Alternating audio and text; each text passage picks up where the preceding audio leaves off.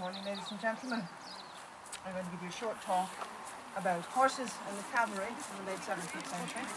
And if you have any questions at any time, please just put your hand up, because I'd much rather tell you something that you want to know rather than what you want to know. Okay? And horses are a rather engaging subject. Too engaging if you're not into them. Okay, well, history, they say, is carried on the back of the horse. And for at least the last 5,000 years, horses have been intimately involved with the way that we have developed our civilization. And right up until about the last 70 or 80 years, horses would have been part of everybody's life every day, because without the horse we wouldn't have any mobile land power, we wouldn't have transport, we wouldn't have agriculture, and we certainly wouldn't have warfare as it has been conducted for all of that length of time.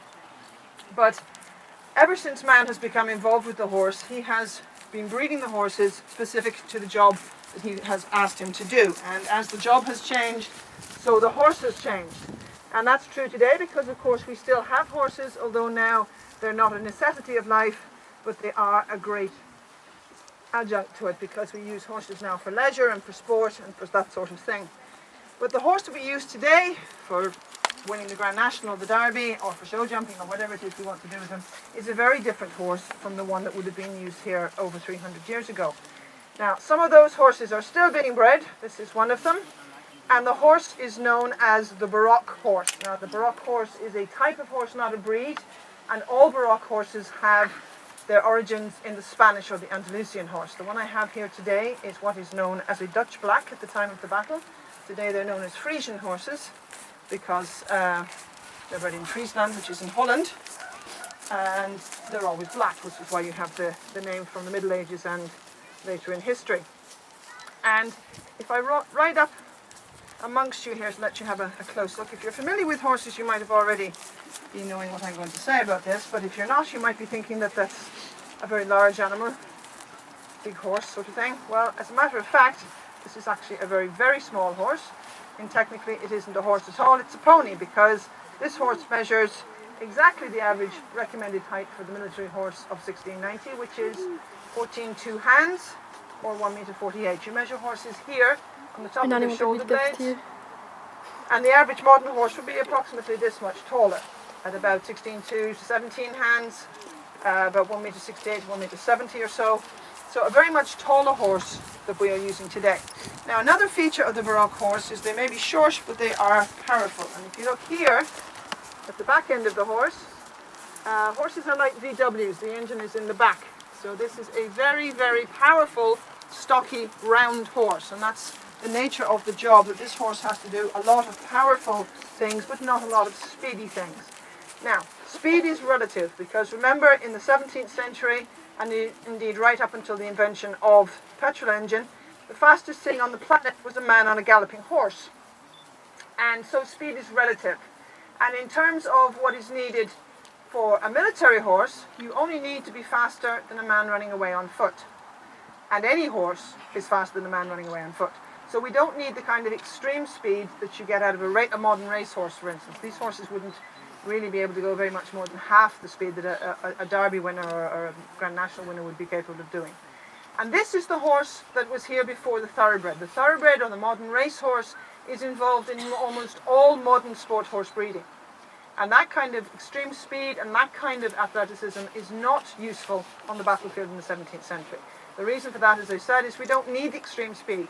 Having said that, the cavalry and the dragoons, which are mounted infantrymen, are still the fastest thing on the battlefield. And if you want to do a speedy maneuver in 17th century, it's a horse that you'll send to do it.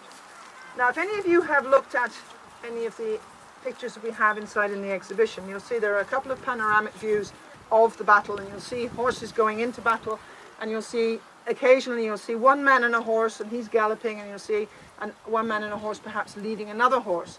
What those are, they're known as gallopers, and those are the email, if you like, or the mobile phones of the 17th century, because they're taking orders. They're galloping as fast as they can from where the generals are, which would generally be up there on the hill, watching everything that's going on. They're taking the instructions from the commanders to the troops, because there's no other way of communicating across the battlefield at the time.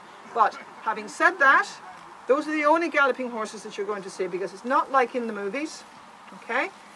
Cavalry charges are conducted generally in the walk and then maybe into the trot. And the reason for that is because of this.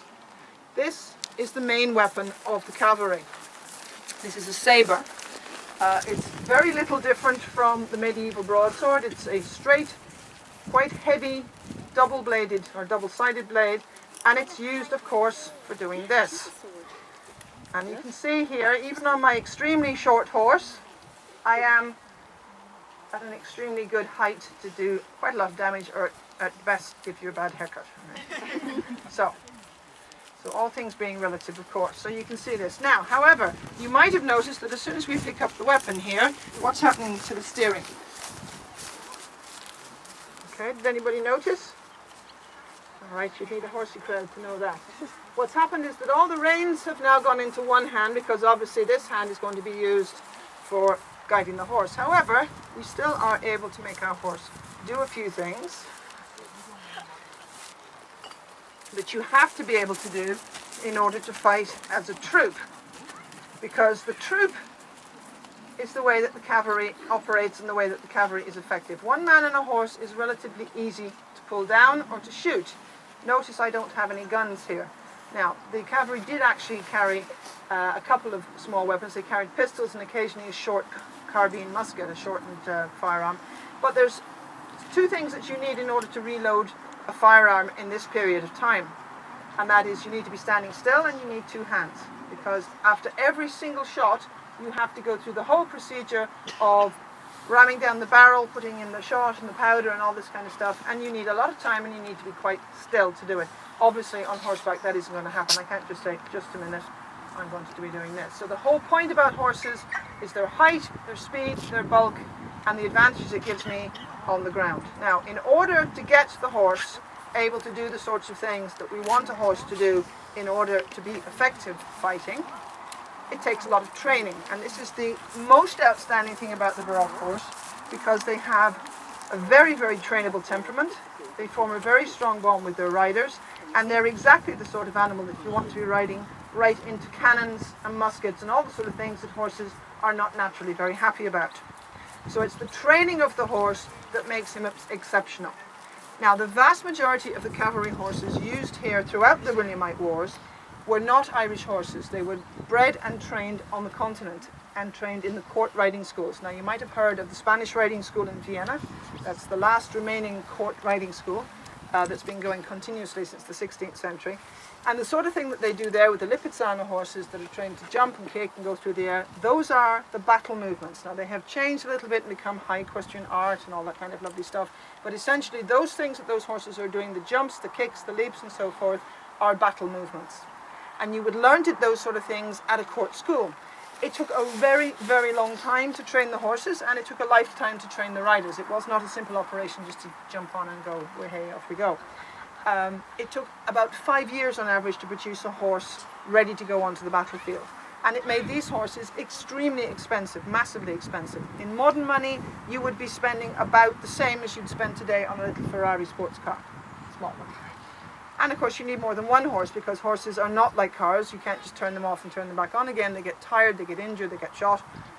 So you need a minimum of 3 horses to join the cavalry. And this is important because if you want to join the cavalry, you have to bring your own horses. You have to provide your own horses, your own uniform, your own weapons. The king will pay you, and he will give you shot and powder for your weapons, and he'll feed your horses, but you have to provide them in the first place. And what this means is that it's only gentlemen who can really afford to be cavalrymen, because they have to have the wherewithal to provide all of these horses. Even if a colonel was to put up a regiment, so that all of you maybe want to be cavalry troopers, he'd still provide all the horses for his men. So you need to be really very rich, titled gentlemen to be in the cavalry. And that's what you find. You find it's all earls and dukes and barons and lords and things like that in there.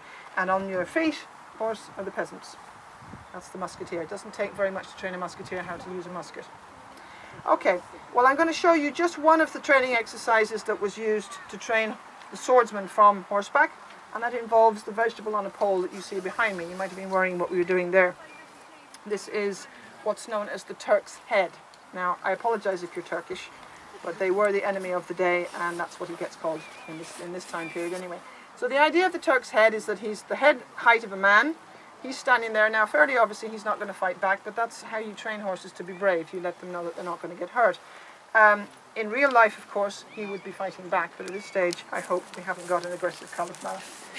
So, I mentioned earlier that there's not much galloping going on. The movies have a lot to answer for, because the faster you go, the less accurate you are, the less control you have, and the less time you have to get in the killing blow. In order to get you, I have to be right next to you.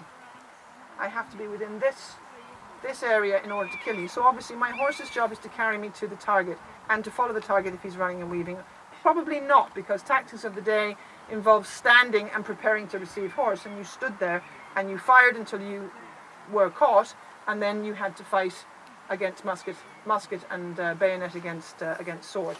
So the horse's job is to take me to the target and place me next to it. My job is to kill it, and then watch what the horse does, because just in case we've got a rare aggressive cauliflower, the horse has to get me out of trouble and yet remain under control.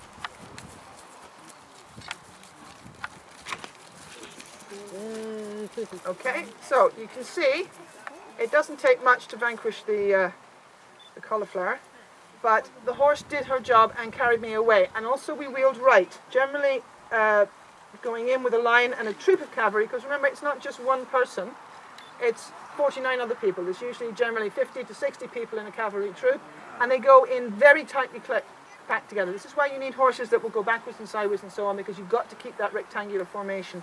Again, you'll see it shown on the panorama inside, these blocks of men going in against lines of infantry. So if I wheel right, everyone wheels right. Or more usually, if you go in with a full troop, half will wheel right, half will wheel left, and take the next line of infantry and the next and the next and the next and so forth. So it was quite a delicate theoretical exercise. How it actually worked in reality, we don't quite know. Okay, well that's what I have for you. If you'd like to see musketry, that is the infantry soldier and his weapons and what he does with them, he will be out here at 1 o'clock, and you can see him firing, and you can ask him any questions. And have you any questions for me? With them having costing so much, why have they not protective stuff around them? Because a musket ball will go through any plate armour. Nobody's wearing armour at all. If you see portraits of people in armour, it's what's known as portrait armour.